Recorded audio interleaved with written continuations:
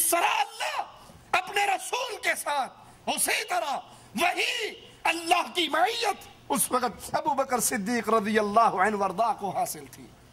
ان کا ایمان بنی اسرائیل کے ایمان سے بہت بڑا ہوا تھا۔ جب موسیٰ علیہ السلام بنی اسرائیل کو لے کر چلے، فرعون کا لشکر پہنچا، بالکل وہی منظر، سامنے سمندر ہے، پیچھے فرعون کا لشکر ہے، اور ادھر بھی غار کے اندر راستہ بند ہے، غار میں ابو بکر اور رسول اللہ ہیں، اور غار کے منہ پر کفار موجود ہیں۔ وہ بھی کہنے لگے، بنی اسرائیلی بھی، اے موسیٰ ہمارا دشمن تو آ گیا۔ موسیٰ علیہ السلام کہنے لگے، انما یا ربی، میرے ساتھ میرا اللہ ہے۔ یہ نہیں کہا کہ ہمارے ساتھ اللہ ہے، صرف اپنا کہا، انما یا ربی، میرے ساتھ اللہ ہے۔ بنی اسرائیل کو موسیٰ سے وہ نسبت نہیں ہوئی تھی جو ابو بکر کو محمد کے ساتھ تھی صلی اللہ علیہ وسلم۔ میرے آقا نے یہ نہیں کہا ان اللہ معی، کہا ابو بکر لا تحزن ان اللہ معنا، غم کیوں کرتا ہے؟ اللہ تیرے بھی ساتھ ہے، اللہ میرے بھی ساتھ ہے، اللہ ہم دونوں کے ساتھ ہے۔ بخاری و مسلم میں ہے، رسول اللہ صلی اللہ علیہ وسلم نے پوچھا تم میں سے روزے دار کون؟ ابو بکر نے فرمایا میں۔ پوچھا جنازے کے ساتھ کون چلا؟ ابو بکر نے فرمایا میں۔ پوچھا محتاج کو کھانا کس نے کھلایا؟ ابو بکر نے کہا میں نے۔ پوچھا بیمار کی عیادت آج کس نے کی؟ ابو بکر نے کہا میں نے۔ آپ نے فرمایا سنو، جس میں یہ چار باتیں اکٹھی ہو جائیں، محمد کریم گواہی دے رہے ہیں وہ بندہ جنتی ہے۔ اور یہ چاروں باتیں ابو بکر صدیق میں موجود تھی۔ بخاری و مسلم میں ہے، رسول اللہ صلی اللہ علیہ وسلم نے فرمایا حقوق صحبت کی ادائیگی اور مال خرچ کرنے میں تمام لوگوں سے بڑھ کر محمد پر احسان صرف ابو بکر نے کیا ہے رضی اللہ عنہ وارضا۔ اور سنو، میں ابو بکر سے اتنا راضی ہوں، اگر میں نے اللہ کے علاوہ کسی اور کو خلیل پکڑنا ہوتا، ابو بکر کو میں خلیل پکڑتا۔ اسی لیے جب کسی نے پوچھا تھا آقا سب سے زیادہ محبت کس سے ہے؟ کہا عائشہ سے ہے رضی اللہ تعالی عنہا۔ پوچھا آقا مردوں میں کس سے ہے؟ کہا اس کے بابا صدیق اکبر سے ہے۔ کہا اگر اللہ کے علاوہ میں نے کسی اور کو خلیل پکڑنا ہوتا تو پھر میں ابو بکر کو اپنا خلیل پکڑتا۔ صحیح بخاری میں ہے، حدیث پہ ذرا غور کرنا، اور غور کر کے سن کے سمجھ کے آگے بھی سنانا۔ ایک بڑھیا آئی، ایک عورت آئی، اللہ کے نبی صلی اللہ علیہ وسلم سے کسی مسئلے میں گفتگو کرنے لگی۔ آپ نے کہا بی بی اگلے سال آنا۔ کب آنا؟ اگلے سال آنا۔ اس نے کہا اللہ کے نبی اگر میں اگلے سال آئی اور آپ فوت ہو گئے، اگر میں آئی اور آپ، گستاخ ہے وہ جو یہ کہے نبی مر گئے، واجب القتل ہے، گستاخ رسول ہے وہ جو نبی کی موت کا عقیدہ رکھے۔ سنے مولویوں کے فتوے یا نہیں سنے؟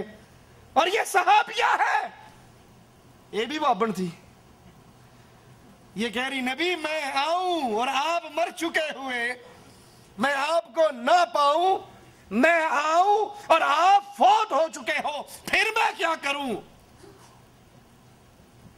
کہنا چاہیے تھا پھر میری قبر پہ آ جانا، میری قبر پہ چلا کاٹ لینا، میری قبر پہ کھڑی ہو کر، جیسے ہمارے ہاں پیر صاحب تعلیم دیتے ہیں، مولوی ذکریہ صاحب لکھتے ہیں فضائل میں، فضائل اعمال میں، مرید اور پیر دونوں بیٹھے ہوئے، پیر صاحب کے مرنے کا وقت آ گیا، اس نے مرید سے کہا بھی چنگا پھر میں تے چلا۔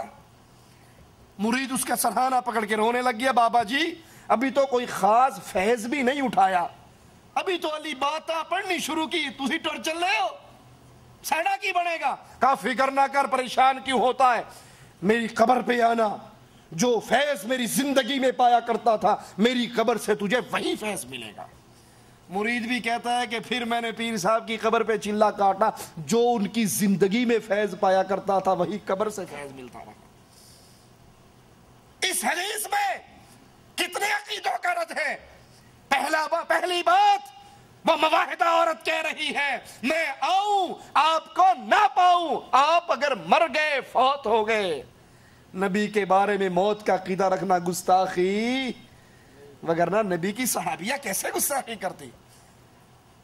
دوسری بات، نبی نے اس عورت کو قبر پرستی کی تعلیم نہیں دی، اپنی قبر پہ آنے کی تعلیم نہیں دی، دربار پرستی کی تعلیم نہیں دی، بلکہ جب اس نے کہا اے نبی اگر میں آؤں اور آپ نہ ملے تو میں کیا کروں؟ کہا اگر میرے بعد آئے تو پھر ابو بکر کے پاس آنا۔ تیسرا مسئلہ بھی ثابت ہو گیا، نبی کے بعد نبی کے مصلی پہ کون؟ نبی کے مقام چھوڑے ہوئے اس مقام پہ نبی کا خلیفہ کون بنے گا؟ آپ کو کہنا چاہیے تھا بی بی میں نہ ہوں، تو آئے تو پھر تو مولا علی کے پاس آ جانا۔ وہ مولوی صاحب بیان کرتے ہوئے کہتے ہیں نا، جب اللہ کے نبی معراج پہ پہنچے تو عرش پہ بھی ایک پردہ پڑا ہوا تھا، پوچھا یہ پردہ کیسا ہے؟ اللہ یہ پردہ کیسا ہے؟ اللہ نے پردہ ہٹا دیا، پیچھے مولا علی بیٹھے ہوئے تھے۔ نعرہ حیدری، کہا اسی علی کی شان بتانے کے لیے تجھے یہاں بلایا ہے۔ ایک ذاکر کہتا ہے ہم نے سارے انبیاء کی سیرت کو دیکھا، ہمیں مولا علی جیسا نبیوں میں بھی کوئی نہیں ملا۔ لا حول ولا قوت الا باللہ، انا للہ و انا الیہ راجعون۔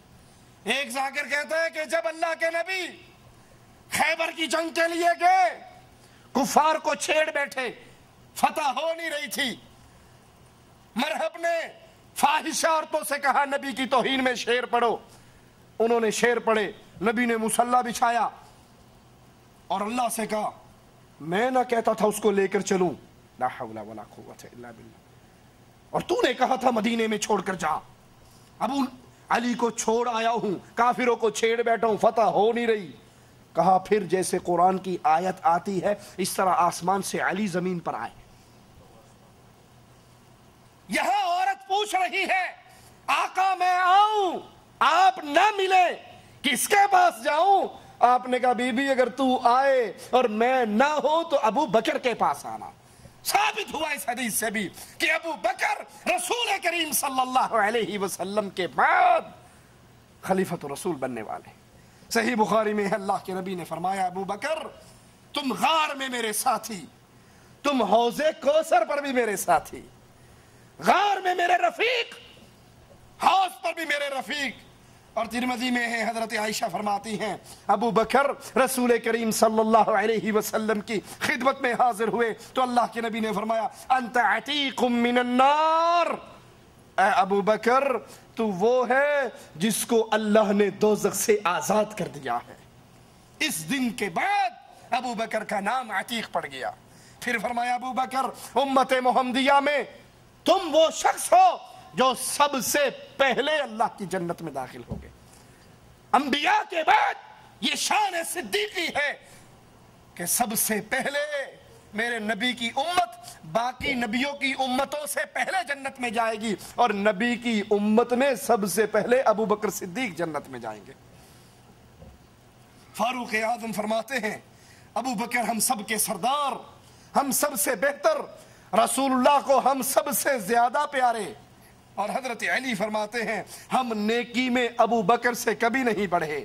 ربیع بن یونس کا قول ہے ابو بکر کی مثال سابقہ کتابوں میں بارش سے دی گئی، جہاں بارش پڑتی نفع بخش ہوتی۔ انبیاء سابقین کے اصحاب میں سے مجھے کوئی بھی ایسا نظر نہیں آیا جو ابو بکر کے برابر ہو۔ سابقہ تمام نبیوں کی امت میں کسی نبی کی امت میں کوئی شخص ابو بکر رضی اللہ عنہ ارضا جیسا نہیں۔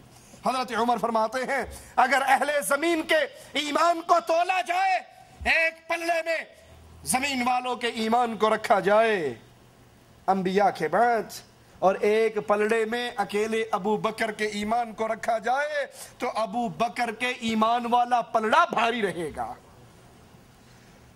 ابو بکر ہر مسئلے میں ہم سے سبقت لے جانے والے اور بزرگی کے اندر بھی ہم سے زیادہ۔ محمد بن زبیر فرماتے ہیں میں نے حسن بصری سے عرض کی کہ بعض لوگوں کے دلوں میں شکوک پیدا ہو گئے، آپ میری تسلی کروا دیں کہ یا رسول اللہ صلی اللہ علیہ وسلم نے ان کو خلیفہ بنا دیا تھا، ابو بکر کو خلیفہ بنا دیا تھا؟ یہ سن کر حسن بصری غصے میں آ گئے اور کہنے لگے تمہیں اس میں شک ہے؟ اللہ کی قسم اللہ نے ہی ان کو خلیفہ بنایا، اور کیوں نہ بناتا، وہ سب سے زیادہ عالم، ان کے دل میں سب سے زیادہ خوف الہی۔ ابن مسعود رضی اللہ عنہ وارضاہ فرماتے ہیں اگر غور سے دیکھا جائے عقل و فراست میں 3 آدمی سب سے بڑے ہوئے، اور ان 3 میں سے ایک ابو بکر صدیق تھے رضی اللہ عنہ وارضاہ۔ امام شعبی کا قول ہے کہ 4 خصوصیات ابو بکر میں ایسی ہیں جو کسی اور کو نصیب نہیں ہو سکی، اور ان میں پہلی، آپ کے سوا کسی کا نام صدیق نہیں رکھا گیا۔ مختلف ناموں سے صحابہ کو پکارا گیا، لیکن صدیق یہ لقب صرف محمد رسول اللہ صلی اللہ علیہ وسلم نے ابو بکر صدیق کو عطا کیا۔ نمبر 2، غار کے اندر رفاقت کا شرف صرف ابو بکر رضی اللہ عنہ وارضاہ کو ملا۔ نمبر 3، اللہ کے نبی نے اپنی زندگی میں امام صرف ابو بکر رضی اللہ عنہ وارضاہ کو بنایا۔ اور نمبر 4، ہجرت کے سفر میں رفاقت صرف صحابہ میں سے ابو بکر رضی اللہ عنہ وارضاہ کو نصیب ہوئی۔ سیدنا ابو بکر کی ایک اور خصوصیت کہ 4 نسلیں ابو بکر کی صحابیت کا شرف پاتی ہیں، 4 نسلیں ابو بکر کی شرف صحابیت پاتی ہیں۔ ابو بکر خود صحابی، پھر آپ کے بابا ابو قحافہ فتح مکہ کے موقع پر مسلمان ہوئے، صحابی، آپ کے بیٹے عبد الرحمن صحابی، اور عبد الرحمن کے بیٹے عتیق صحابی۔